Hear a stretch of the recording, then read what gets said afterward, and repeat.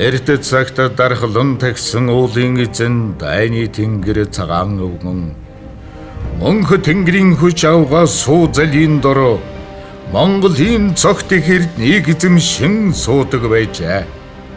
Гэтэл нэг баатар цогт чандмныг гуйн очиж гин. Их баатар түүндээс өгдөн мөргөж айлцсуу. Улс орон минь харийн талхинд зовно.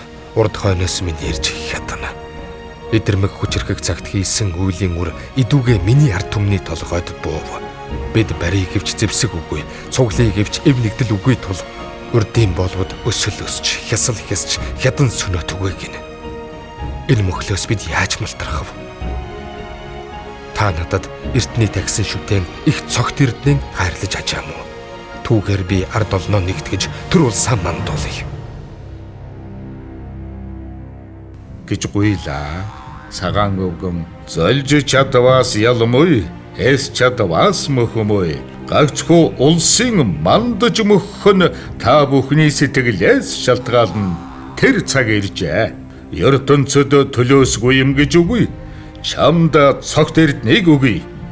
Харин үр удамчин тасарсан ч хамаагүй юу гэж. Их баатар за би түмний төлөө хийх хэрэгээс буцахгүй тул юугаач үл хайрлана. Ямар ч золиог өргөхөд билээ. Та хайрлаж ажаам уу?